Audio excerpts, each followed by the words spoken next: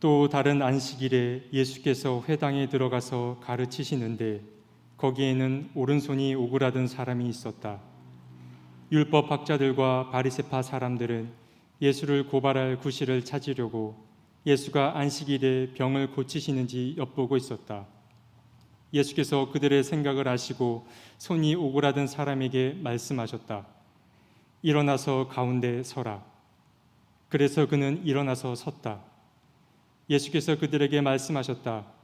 너희에게 물어보겠다. 안식일에 착한 일을 하는 것이 옳으냐, 악한 일을 하는 것이 옳으냐?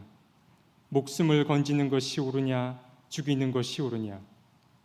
예수께서 그들을 모두 둘러보시고서 그 사람에게 명하셨다. 내 손을 내밀어라. 그 사람이 그렇게 하니 그의 손이 회복되었다. 그들은 화가 잔뜩 나서 예수를 어떻게 할까 하고 서로 의논하였다. 이맘때가 되면 늘 습관처럼 떠오르는 말씀이 있는데요. 주님께서 하신 말씀입니다. 선교 여행에서 돌아온 제자들을 맞아주면서 주님이 이렇게 말씀하셨죠. 너희는 따로 외딴 곳으로 와서 좀 쉬어라 라고 말합니다. 외딴 곳, 사람들의 눈길이 미치지 않는 곳에 가서 좀 쉬자고 주님은 초대하고 계십니다. 쉼이라고 하는 것은 게으름의 징표가 아닙니다. 오히려 건강한 삶을 위한 지혜이고 일종의 숨 고르기라고 말해야 할 것입니다. 성경은 하나님께서 이래 동안 하시던 이랬날 엿새 동안 하던 그 일을 다 마치시고 그 손을 떼시고 쉬셨다고 그렇게 이야기하고 있습니다. 그래서 안식일을 뜻하는 히브리어 샤벳라고 하는 그 단어는 기본적인 의미는 멈추다, stop이라는 의미입니다. 멈추다. 그리고 쉬다라고 하는 뜻을 갖고 있습니다. 물론 일을 멈추고 그냥 쉬기만 한다고 해서 그것이 곧 안식이라고 얘기할 수는 없습니다. 히브리의 지혜자들은 안식일은 일에 몰두하느라고 잠시 잊고 지내던 우리의 삶의 근본을 회복하는 시간이어야 한다고 말합니다.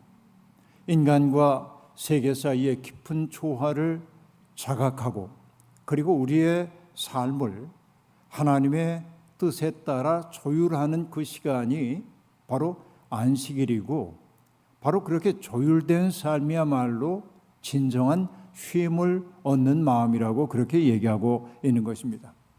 늘 인용되고 나는 아브라함 조사 헷셀이라고 하는 분은 안식일의 거룩함으로 들어가려고 하는 사람들에게 요구되고 있는 것이 있다고 이야기하고 있습니다.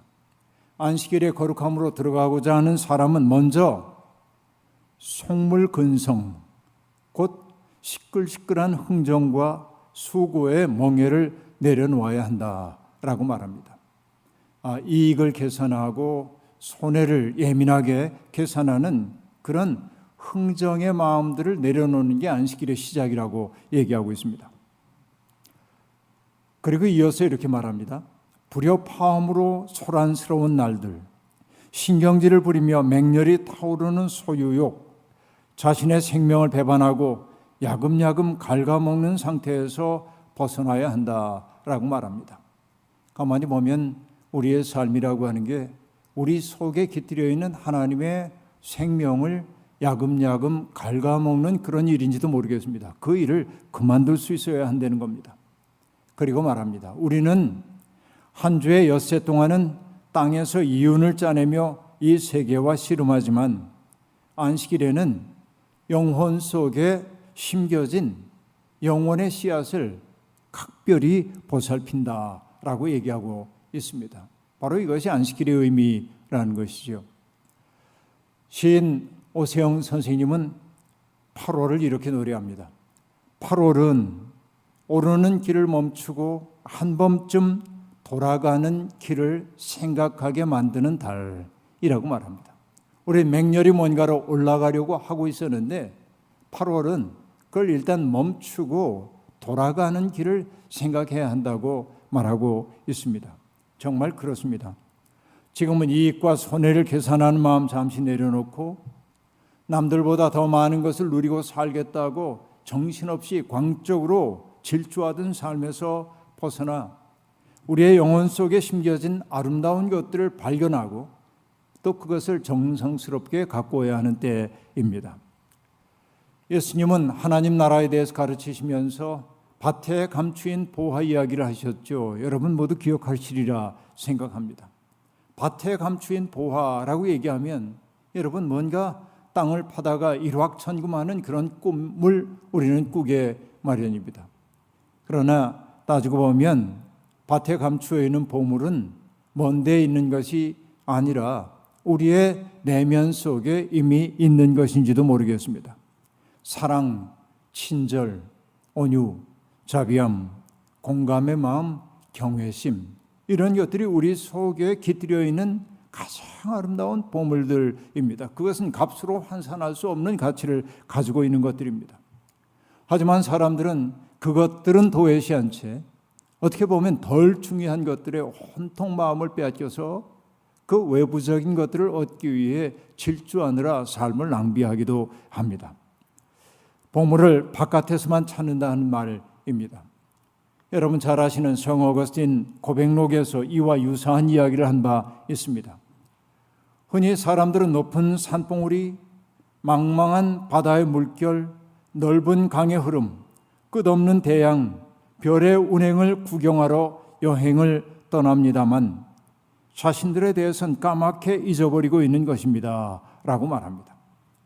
여러분 이것은요 고백록에 나오는 이야기이지만은 이 구절은 14세기 이탈리아의 시인이면서 인문학자였던 이 페트라르카라고 하는 사람을 통해 널리 알려진 말입니다.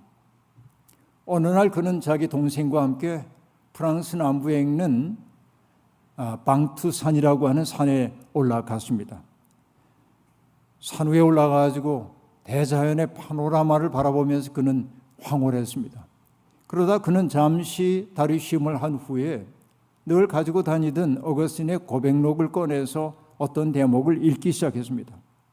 그리고 그가 만난 구절이 조금 전에 제가 읽어드렸던 바로 그 구절이었습니다. 그는 부지런히 살면서도 정작 자기의 내면을 살피는 일을 잊고 살았던 것이 아닌가 하고 반성하게 되었습니다. 그 이후에 그의 글과 생각은 확연하게 달라지게 되었고요.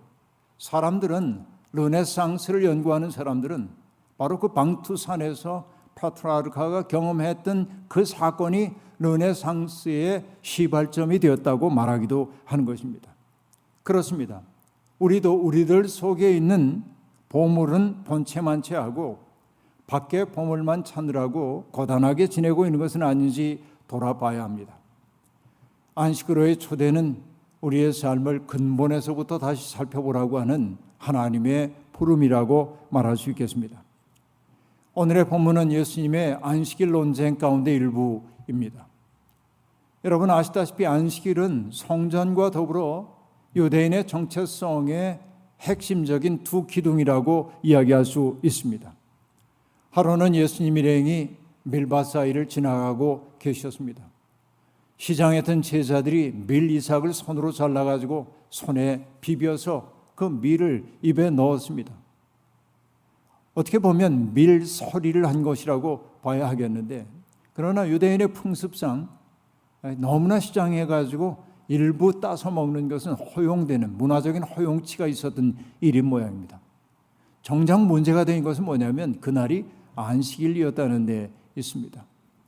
바리새파 사람이 시비를 걸듯 이야기합니다. 어찌하여 안식일에 해서는 안 될 일을 합니까? 라고 얘기합니다. 그때 주님이 나서서 대답하셨습니다. 옛날 이야기를 들려주신 거죠. 옛날에 다윗이 사울에게 쫓겨갈 때 노베 제사장인 아히멜렉에게 같은 이야기를 들려주었습니다. 다윗과 그 부하들은 너무나 시장했기 때문에 아히멜렉 제사장에게 부탁을 했습니다. 먹을 것을 좀 달라고. 그러자 그는 주저하면서 그냥 빵은 없고 거룩한 빵밖에 없다고 얘기합니다. 세번역은 그것을 거룩한 빵이라고 얘기하고 옛날 개혁 성경은 진설병이라고 이야기하는 겁니다. 진설병이라고 하는 것. 그러니까 하나님 앞에 하나님께 바치는 빵이란 말이죠. 안식일마다 그들은 제사장들은 따끈따끈하고 새로운 빵을 차려놓고 묵은 빵을 가지고 내려와서 제사장들의 음식으로 삼았던 것이 바로 거룩한 빵 진설병이라고 말할 수 있습니다. 아히멜렉은 얘기합니다. 다른 빵은 없고 이 거룩한 빵밖에 없다고 얘기하면서 그대와 부하들의 몸이 정결한지에 대해서 물었습니다. 우린 물론 정결하다고 얘기하자 그 빵을 나누어 줬다는 겁니다. 그러니까 그날이 거룩한 빵이기 때문에 제사장에게만 허용되는 빵이지만은 특별한 상황 속에서 그것을 다윗의 부하들이 먹을 수 있었던 것처럼 안식일도 그렇게 해석해야 한다고 이야기를 했던 것이죠. 이게 이제 중요한 것입니다. 무슬림들은 금식의 의무가 있죠. 그들의 금식월인 라마단 이야기를 여러분 들어보신 적이 있을 겁니다. 해가 떠오른 이후부터 해질 때까지 그들은 아무것도 먹을 수가 없습니다. 그것은 엄격하게 지켜지는 일종의 계율입니다. 하지만 라마단의 계율도 노약자나 임산부 혹은 환자, 여행자들에게는 금식의 의무를 면제해 준다고 얘기합니다. 종교적 계율보다 더 중요한 것은 바로 생명을 보살피고 살리는 일이기 때문에 그렇습니다. 주님은 바로 안식일이 생명을 살리기 위한 날임을 지적한 후에 문제가 되는 말씀을 하시지요. 인자는 안식일의 주인이다 라고 얘기합니다. 이 말은 사람들에게 충격을 주었습니다. 안식일의 주인은 오로지 하나님이라고 생각했기 때문에 그렇습니다. 자, 이것이 사람들에게 문제로 다가왔습니다. 오늘 본문은 또 다른 안식일에 있었던 한 사건을 보여주고 있습니다. 안식일에 주님은 회당에 들어가서 사람들을 가르치셨습니다. 그 자리에 오른손이 마른 사람이, 오른손이 오그라든 사람이 하나 있었습니다. 특별히 그의 오그라진 손을 오른손이라고 얘기한 것은 의미가 있습니다. 왜냐하면 오른손은 그들의 문화적 컨텍스트 속에서는 하나님의 도움이 오는 방향이라고 그들은 생각했기 때문에 오른손이 오그라들었다라고 하는 것은 그가 신체에 장애를 갖고 있다고 하는 객관적 사실 이외에 오른손이 말랐다고 하는 그 사실로 바라볼 때 하나님에게 버림받은 사람인 것 같은 그런 느낌을 주는 단어라고 얘기할 수 있겠습니다. 그는 회당에서도 환영받지 못하는 사람이었을 겁니다. 그 자리에 있던 율법학자들과 바리새파 사람들은 눈을 붉히고 예수님을 지켜보았습니다. 주님이 병든 사람들을 고쳐주고 긍휼히 여긴다는 것은 널리 알려진 사건이었기에 주님은 그 오른손 오그라든 사람을 그냥 둘 리가 없다고 그들은 믿었기 때문에 그렇습니다. 탐색하는 듯한 눈빛을 갖고 그들은 예수님을 고발할 핑계를, 구실을 찾으려고 했습니다. 그날이 안식일이었기 때문에 안식일에 생명을 다투는, 촌각을 다투는 일이 아닌 한 누군가를 고쳐주는 것은 율법에 어긋나는 일이었기 때문에 그렇습니다. 그들은 토라와 예언서의 전문가임을 자처하면서도 오른손 마른 상태로 살아가고 있는 사람들의 그 고통, 그의 아픔과 쓰라림에 대해서는 관심이 없습니다. 그의 고통을 덜어주려고 하는 연대의 마음조차 그들에게는 없었다고 얘기해야겠습니다. 그들에게 중요한 것은 율법의 조문이었지 고통받고 있는 사람은 아니었던 것입니다. 이것이 뒤집어진 종교심이라고 말할 수 있겠습니다. 율법의 조문은 중요하게 여기면서도 그러나 정작 사람의 생명을 소중하게 여기지 않는 것, 이것이 전문가들의 모습이라고 얘기할 수 있겠습니다. 여러분, 한 사람의 아픔을 헤아리고 그가 설당을 마련해주고 그가 회복되도록 돕는 것은 그들의 관심이 아니었습니다. 그 오른손 마른 사람은 자기들의 해박한 신학 지식을 드러내는 데 필요한 부정적인 예에 불과했습니다. 주님은 그들의 속마음을 다 읽고 계셨습니다. 전문가를 자처하고 있었지만은 그들 속에는 정작 있어야 할 것이 없었습니다. 바로 하나님의 마음 말입니다. 주님은 사람들의 시선이 자신에게 향하는 것을 잘 알면서도 그것을 잘 알기 때문에 손이 오그라든 사람에게 말씀하십니다. 일어나서 가운데 서라. 그는 더 이상 사람들의 무관심 속에 방치된 저주받은 사람이 아닙니다. 사람들의 속생각을 드러내는 깃발처럼 그는 회당 한복판에 우뚝 섰습니다. 긴장이 고조되었을 겁니다. 투명인간 취급을 받고 있던 사람이 모습을 드러낼 때 사람들은 긴장하게 마련입니다. 그때 주님은 지도자연 하는 사람들을 향해 질문을 던지십니다. 너희에게 물어보겠다. 안식일에 착한 일을 하는 것이 옳으냐? 악한 일을 하는 것이 옳으냐? 목숨을 건지는 것이 옳으냐? 죽이는 것이 옳으냐? 그것은 누가 듣더라도 답이 분명한 질문이었습니다.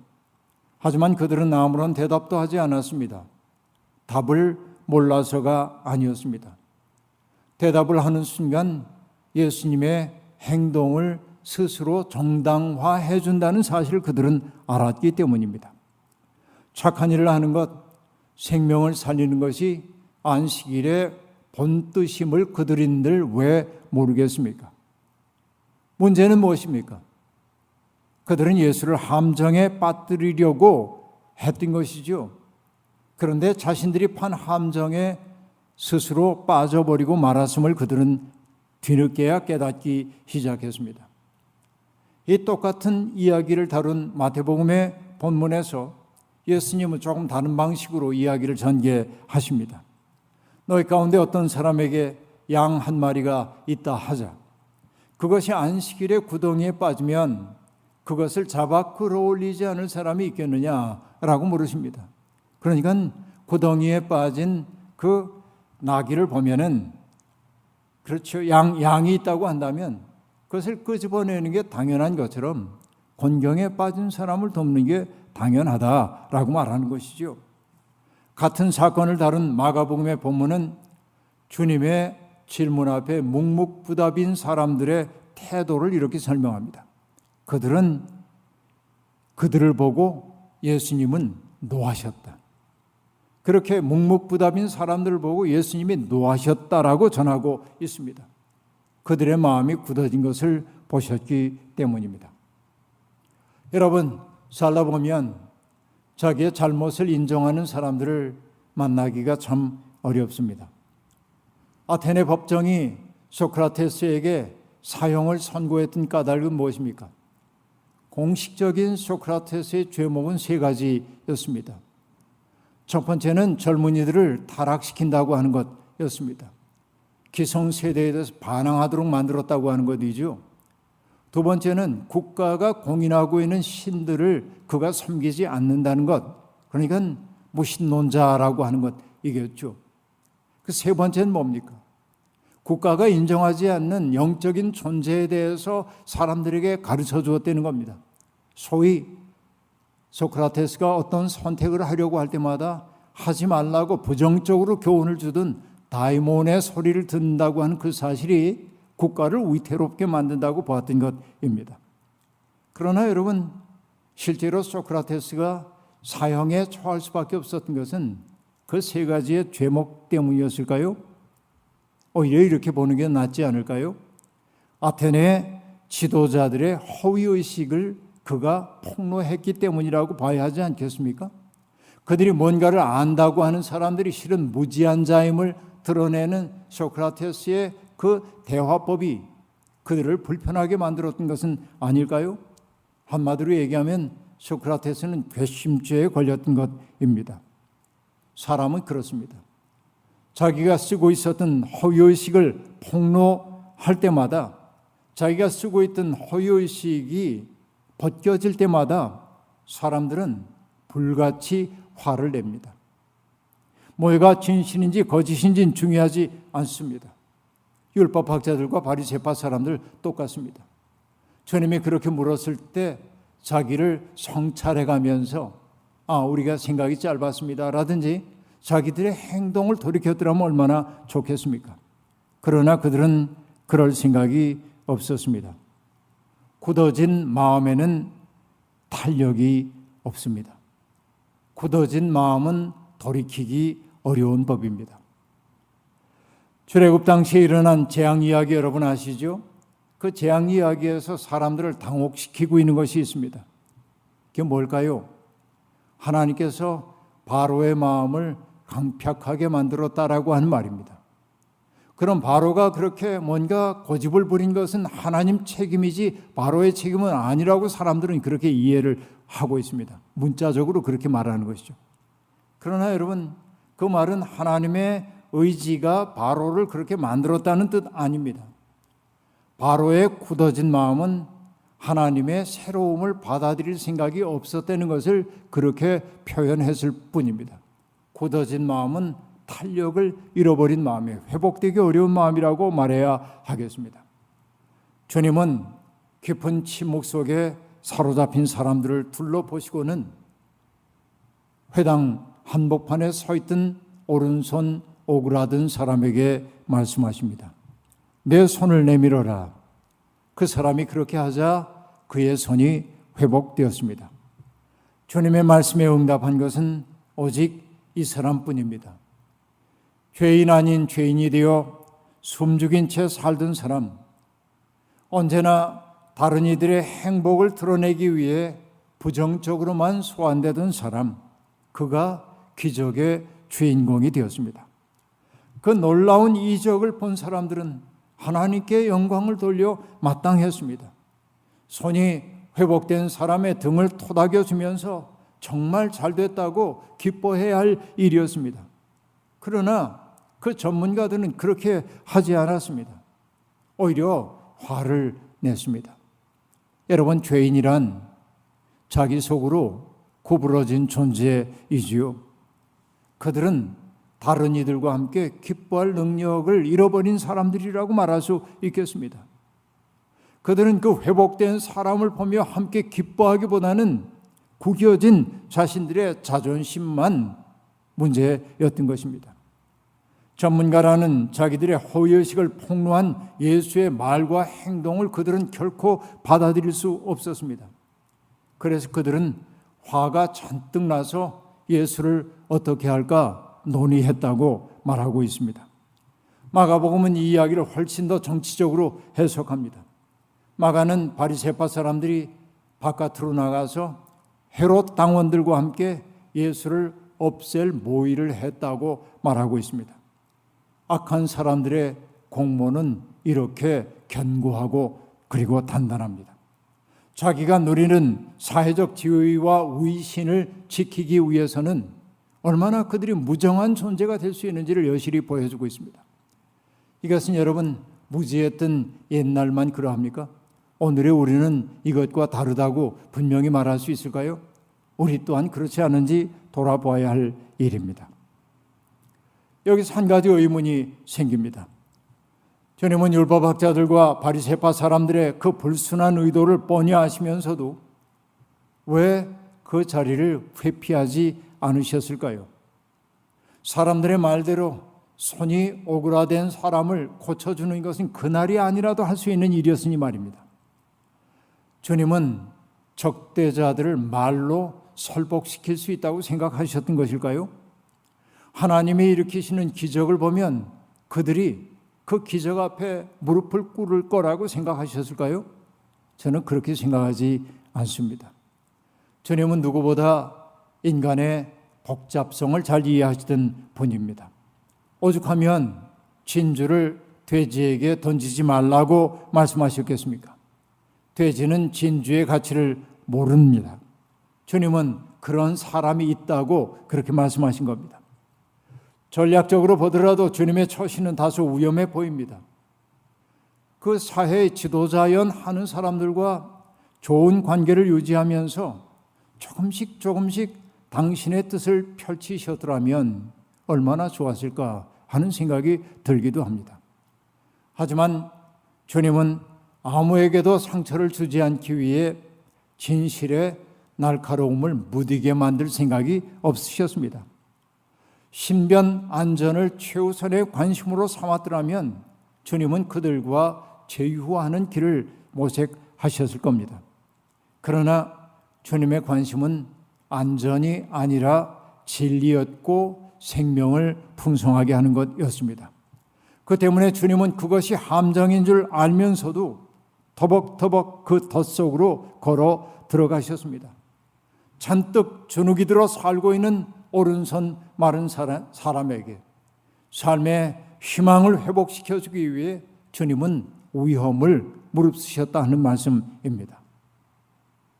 바로 이것이 그리스도의 길입니다. 바로 그것이 십자가의 길이기도 합니다. 오늘의 성경 본문은 숨어서 엿보는 이들과 사람들의 한복판에서 숨김없이 말하고 행동하는 예수님을 나란히 보여주고 있습니다.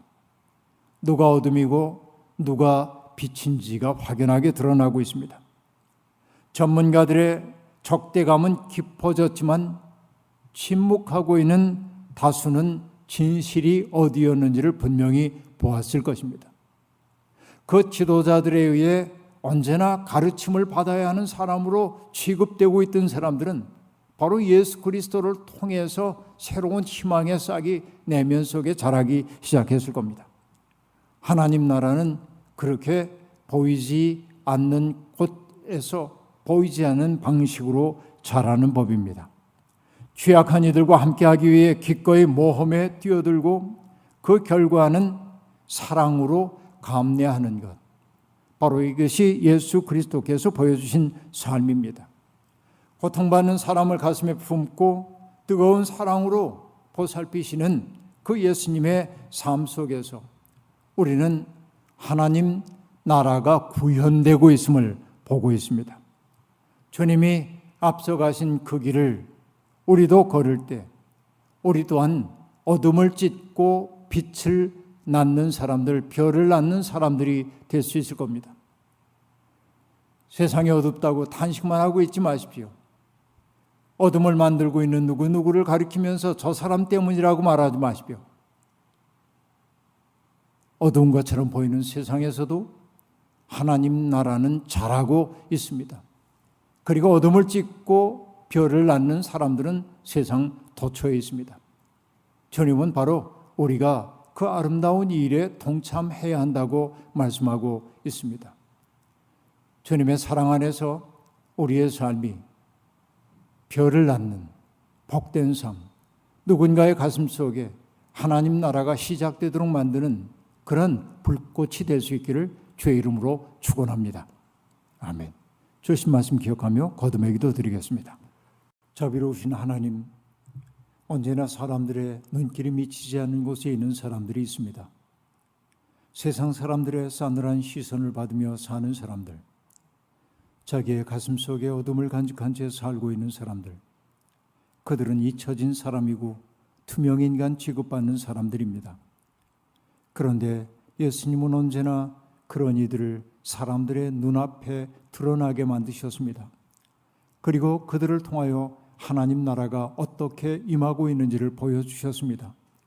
주님, 우리도 예수 그리스도의 그 사랑으로 살고 싶습니다.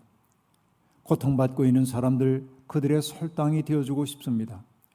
우울에 지친 사람들 속에 명랑함을 가져가고 싶습니다. 마음속에 미움과 증오를 품고 사는 사람들 속에 사랑의 샘물이 돌아오도록 만드는 사람이 되고 싶습니다. 주님, 우리의 마음속에 하늘의 숨결 불어넣으시고 하늘의 빛을 비추시어 주님의 일꾼답게 살도록 한 주간도 우리와 동행해 주옵소서. 예수님의 이름으로 기도하옵나이다. 아멘.